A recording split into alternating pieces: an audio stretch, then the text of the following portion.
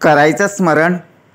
जय जय रघुवीर समर्थ.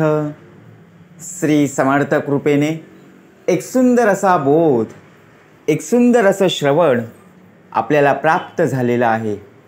या श्रवणाच्या माध्यमातून उत्तमाचं सामर्थ्यसुद्धा समर्थांनी प्राप्त करून दिलेलं आहे. बघा प्रत्यक्षपणे भाग कसा दिलेला आहे, नक्कीच श्रवण करूया. ते अनेक माणसं आपल्याला पाहायला मिळतात,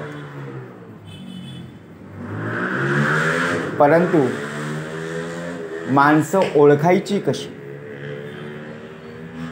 त्यांच्यापासून आपल्याला कसं सावध राहता यायला हवं. कारण जीवनामध्ये आपण अनेक प्रकारची टेन्शन घेतलेली आहेत, अनेक प्रकारच्या चिंता सतावत आहेत. चिंतेमध्ये आपला देह संपूर्णपणे अडकलेला आहे. टेन्शनमुक्त जीवन जगलं पाहिजे. आयुष्य कसं वाढेल याकडे आपण पाहिलं गेलं पाहिजे. आपल्या विचारांमध्ये प्रत्यक्षात आपलं जीवन जगत असतो. मग चांगले विचार असतात का वाईट विचार मनामध्ये येतात? कारण वाद आणि संवाद हेच दोन शब्द. वाद कोणाशी होतो? ज्या वेळेला वाद होतो त्यावेळी मीपणा आणि माझंच हे शोधण्यासाठी आपण पाहत असतो. परंतु संवादामध्ये आपण काय शोधतो? विचार करा. आता एखाद्याशी आपला वाद झाला, बोलता बोलता भांडण होतं, वाद होतो. संवाद जर घडेल तिथे भांडण होत नाहीये, बरोबर की नाही? सॉरी किंवा माफ करा, क्षमा करा, एवढं बोलून संवाद होऊन निघून जातो. परंतु वाद हा आपण मीपणातून उफाळला जातो. चार चौघं लोक माझ्याकडे पाहतील या दृष्टीने आपण वाद वाढवत बसतो. मग काय योग्य आहे का अयोग्य आहे हे शोधता आलं पाहिजे. कोणती वस्तू चांगली किंवा वाईट नसते. आपल्या विचाराने आणि आपल्या मनाने ती गोष्ट आपण वाईट आणि चांगली करत असतो. म्हणजे विचार करा. आपल्याला अनेक प्रकारची दुकानं पाहायला मिळतात. एकदा का घराचा उंबरठा पार पाडला की आपल्याला अनेक प्रकारची दुकानं आणि प्रत्यक्षात अनेक प्रकारची वस्तू पाहायला मिळतात. ज्या ज्या गोष्टी आपल्याला आवडतात, ज्या ज्या गोष्टी आपल्याला खाव्याशा वाटतात ते चांगलं वाटतं.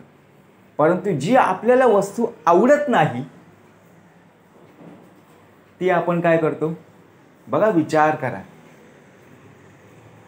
ती चांगली नाहीये, ती वाईट असते.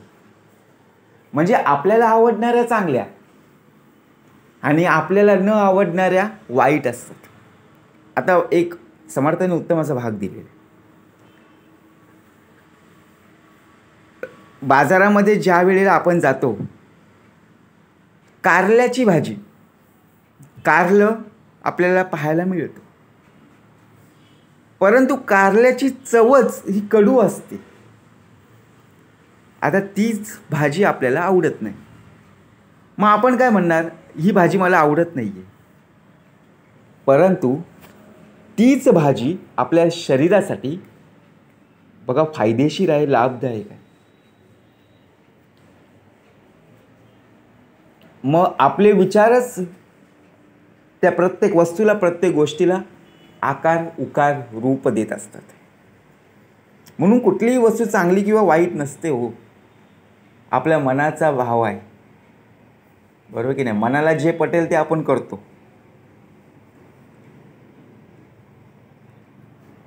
आपण एखाद्याशी बोलत असताना समोरची व्यक्ती बोलता बोलता आपल्यावर संतापते,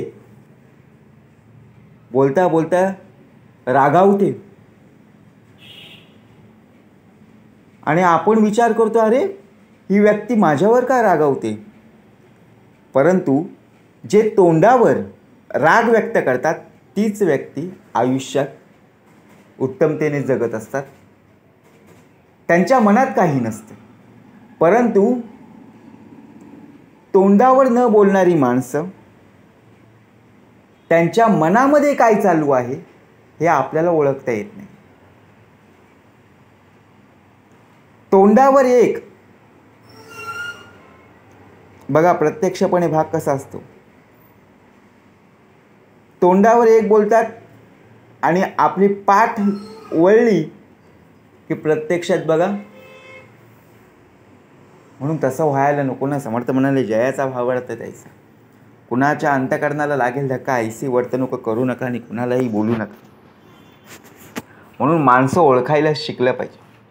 हा माणूस कसा आहे, कसा बोलतोय, कसं त्याचं राहणीमान आहे, ज्या ज्या प्रकारे त्याचा स्वभाव, त्या व्यक्तीबरोबर आपलं नातं काय आहे, आपण कोणत्या लोकांपासून सावध राहिलं पाहिजे. आपल्या जगण्यामध्ये एक प्रकारचं टेन्शनसुद्धा नको आणि एक प्रकारची चिंतासुद्धा नको. सर्वात महत्त्वाची म्हणजे आपल्याला चिंता सतावत असते. त्या चिंतेमुळे संपूर्ण शरीर आपलं हतबल होतं, कमजोर होत असतं. जरी आपण जिमला जात असू तरीसुद्धा एका चिंतेमुळे आपण बघा प्रत्यक्षपणे कमजोर होत असतो. आयुष्य वाढवायचं आहे. आपली जेवढी शिल्लक आहे तेवढंच आपल्याला आयुष्य प्राप्त होणार आहे. परंतु आयुष्य वाढवायचं असेल तर शिल्लकीमध्ये आपली वाढ झाली पाहिजे. आता शिल्लक वाढवायची म्हणजे ते तुम्हाला सांगायलाच नको ना. आता शिल्लक कशी वाढवायची. आपण काम केलं, कामाप्रमाणे बघा आपल्याला त्याचा मोबदला प्राप्त झाला की आपला बँक बॅलन्स वाढत जातो. मग आपल्या जीवनाची आणि आपल्या आयुष्याची पुण्यही वाढवायची, आपली शिल्लक वाढवायची. मग ती वाढवायची असेल मग काय करावं लागेल. देवाच्या चरणी नतमस्तक होऊन जी जी शिकवण आहे त्या शिकवणीप्रमाणे आपला देह उत्तमतेने कसा जगेल आणि बघा प्रत्यक्षपणे कशी मोक्षप्राप्ती होऊन आपली पुण्याही वाढेल. परंतु समर्थ म्हणाले, आपल्या आयुष्यामध्ये सुद्धा अनेक प्रकारची लोक आपल्याला भेटत असतात. तरीसुद्धा आपल्या मनाला काही गोष्टी पटत नाही. ज्याप्रमाणे सकाळ होते त्याप्रमाणे संध्याकाळसुद्धा होत असते.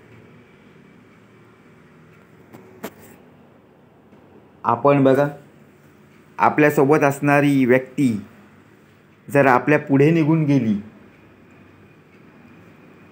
तर त्याचा राग आपल्या सर्वांवर काढत असतो.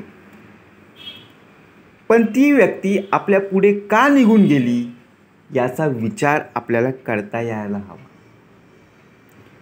आपल्या मनामध्ये असणारा राग मत्सरा बाजूला ठेवून आपल्याला सुद्धा जोमाने कार्य करता आलं पाहिजे. चालता बघा कुठे थांबायचं नाही आहे, कुठे धावत बसायचं नाही, आपल्याला चालता आलं पाहिजे. कारण स्पर्धेला आपला देह उतरला गेला पाहिजे, जगाशी नको ना. आपण सर्वांशी काय करत असतो, स्पर्धेला उतरत राहतो. परंतु आपणच आपल्या स्वतःशी कधी नम्रतापूर्वक राहत नाही. स्वतःला जपलं पाहिजे. स्वतःचा विचार आपल्या मनाशी दृढ आणि कायम असला पाहिजे. भाग समर्थांनी कसा दिलेला आहे. आपले सुखदुःख जशी येतात तसं रडणं हसणं चालू. परंतु आता एखाद्या व्यक्तीला आपण जर काही बोललो तर तिच्या चेहऱ्यावर रडणं चालू असतं. ती रडता रडता प्रत्यक्षपणे सगळं काही सांगून टाकते. ते मात्र खरं असतं. कारण राग आणि रडणारा माणूस बघा प्रत्यक्षात भाग कसा दिलेला आहे. राग आणि रडणं माणसाला खरं बोलायला मजबूर करून टाकत असतं. आता एखादी व्यक्ती जर आपल्याला काही वाईट बोलून गेली, आपल्याला रागसुद्धा येईल आणि आपल्या चेहऱ्यावर रडणंसुद्धा पाहायला मिळेल. का आपण हसत बसू? जर एखादी व्यक्ती आपल्याला काहीतरी उद्धटपणे बोलून गेली, आपण हसत बसू का? नाही ना. आपल्या चेहऱ्यावर काय येईल? रडणंसुद्धा तेवढंच येईल आणि रागसुद्धा तेवढाच येईल. समर्थ म्हणाले, आपल्याला ती व्यक्ती का बोलली? आयुष्य जगायचं. मग त्या व्यक्तीचं आपण टेन्शन घेत बसलो की चार चौघांमध्ये बोलणारी ही व्यक्ती आहे तरी कोण? म्हणून संगत उत्तमाची असली पाहिजे. बघा, भाग समर्थांनी कसा दिलेला आहे. ज्याप्रमाणे आपल्याला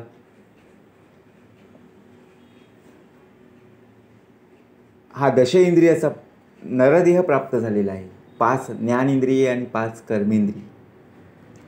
परंतु आपली जीभ प्रत्यक्षपणे विष आणि अमृत या जिभेवर सर्व काही चालू असतं. बोलताना आपण आपल्या जिभेवर साखरेची चव असली पाहिजे आणि डोक्यावर बर्फाचा तुकडा असला पाहिजे. बोलताना कोणत्याही व्यक्तीशी रागाने मत्सराने न बोलता मधुरतेने बोललं पाहिजे. भाग कसा दिलेला आहे. आपण एखाद्याशी बोलता बोलता कडवड बोलत असतो, परंतु जे सत्य आहे तेच बोलतो. परंतु समोरच्या व्यक्तीला असं वाटतं, अरे ही व्यक्ती काय बोलत आहे, परंतु तेच खरं असतं. आपण एखाद्या रथचक्रामध्ये फसतो, परंतु त्याच रथचक्रातून त्याच मार्गातून आपल्याला मार्ग शोधायचा असतो आणि तिथून ज्या ज्या वेळेला आपण मार्ग शोधू त्या वेळेला पाठीवर थाप ही नक्कीच मिळेल. म्हणून समर्थाने उत्तमाचा भाग दिलेला आहे. ब्रह्मांडामध्ये अनंत शक्ती आहेत, परंतु नुसत्या शक्ती असून उपयोगाच्या नाही आहेत. तर आपला विश्वास असणं खूप गरजेचं आहे. भाग समर्थांनी कसा दिलेला आहे. आपल्याला खूप जोराची भूक लागलेली आहे. समोर हवे तेवढे दुकानं आपल्याला डोळ्यासमोर दिसत आहेत, परंतु पोटाची भूक भागण्यासाठी तिथे जाऊन खावं लागेल, तरच आपली पोटाची भूक भागेल. मग तसंच ब्रह्मांडामध्ये जरी अनंत शक्ती आहे तरी त्या शक्तीचा अनुभव आपल्याला घेता आला पाहिजे. म्हणून समर्थ म्हणाले, उपासनेला दृढ चालवावे, भूदेव संतांसी सदा नमावे, सत्कर्मयोगे वय घालवावे, सर्वांमुखी मंगल बोलवावे. प्रत्यक्षपणे बोलताना सुद्धा मंगलतेने बोलता आलं पाहिजे.